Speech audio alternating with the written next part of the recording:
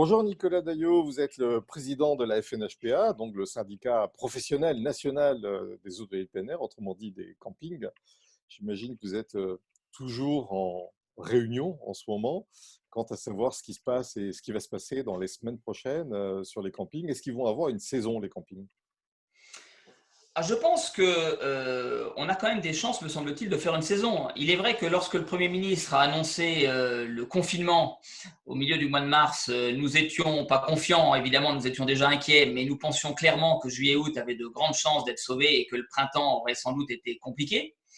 Au fur et à mesure de l'avancement des problèmes et de la complexité croissante du dossier, on s'est dit que juillet-août avait des chances d'être impacté, ce qui va sans doute être le cas d'ailleurs, même si, aussi parce que nous sommes une profession naturellement optimiste, on pense que si les choses se passent bien suite au déconfinement, c'est d'ailleurs la position du président de la République, de mettre toutes les chances de notre côté pour qu'on puisse ouvrir dans les meilleures conditions possibles et sauver juillet-août, quitte à démarrer progressivement et à ne pas ouvrir les campings dès le 11 mai, justement pour ne pas prendre de risques et pour voir comment les choses vont avancer.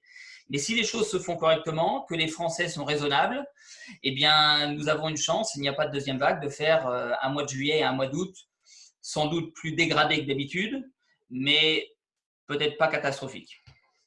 Ça veut dire que si tout va bien, on aurait l'autorisation d'ouvrir les campings à quel moment?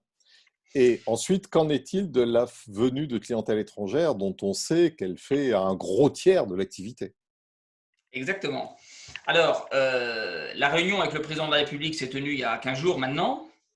Il nous a dit très clairement qu'il entendait parfaitement nos arguments qui consistent évidemment à rappeler qu'il est très important d'ouvrir le plus vite possible pour pouvoir envoyer un signe fort à nos clients et relancer le cycle des réservations parce qu'aujourd'hui, les réservations sont complètement atones. On est encore à moins 95% par rapport à l'année dernière à la même date. Donc, il n'y a quasiment aucune réservation aujourd'hui, même si les gens continuent de regarder, se renseignent et que ça annule finalement assez peu sur l'été, ce qui est quand même un bon signe.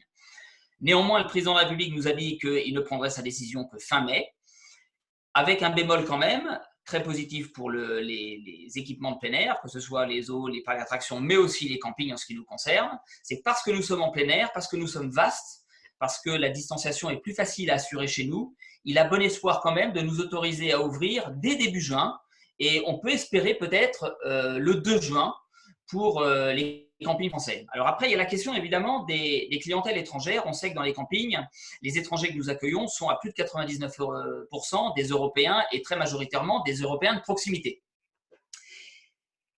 Ce qui est positif quand même, c'est que le Quai d'Orsay a précisé il y a quelques jours qu'il n'était pas impossible que les frontières de la France soient ouvertes pour les étrangers de l'espace Schengen, et même peut-être d'ailleurs pour le Royaume-Uni, d'après ce que j'ai cru comprendre, le 15 juin.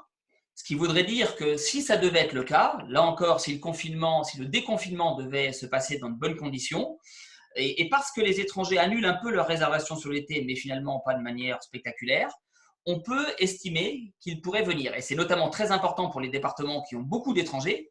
Je pense à l'Ardèche, à la Dordogne par exemple, mais également à d'autres départements côtiers, sachant qu'on le sait, les Français privilégient naturellement le littoral. Mais, mais c'est sûr que pour certains départements de l'intérieur, s'il n'y avait pas les étrangers, s'il n'y avait pas les Hollandais, notamment les Allemands ou les Britanniques, ça pourrait être très compliqué. Qu'est-ce qu'il en est du printemps?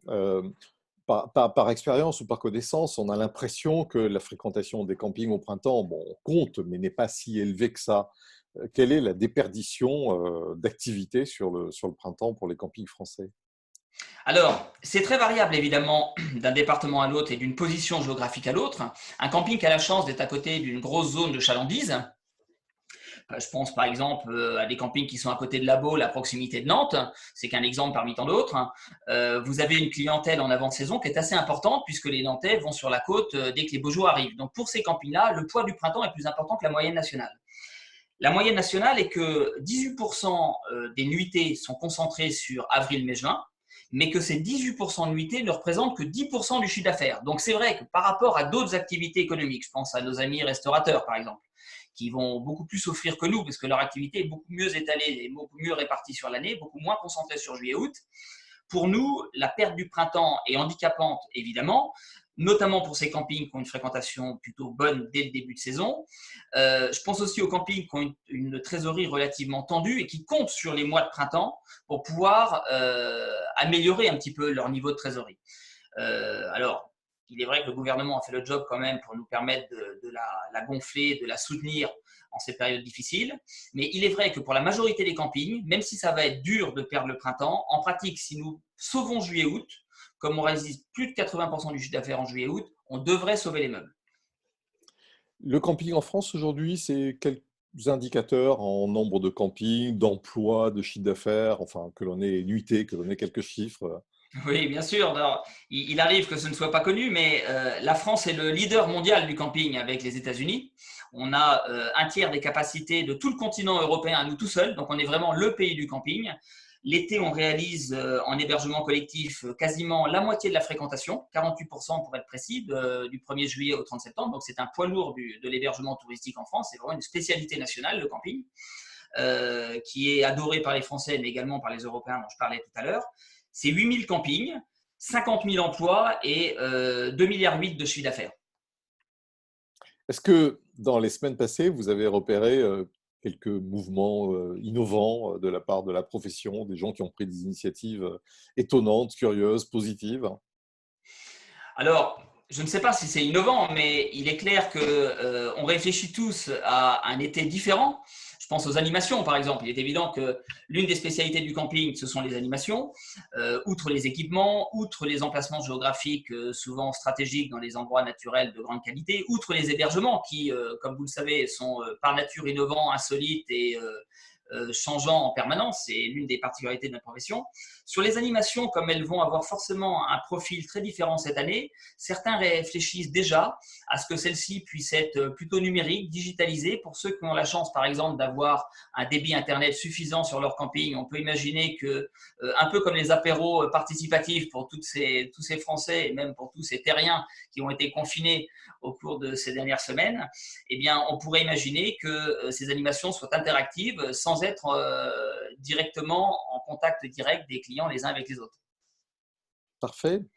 Merci beaucoup, Nicolas. Bon courage à vous et au camping de France et de Navarre. Merci à vous.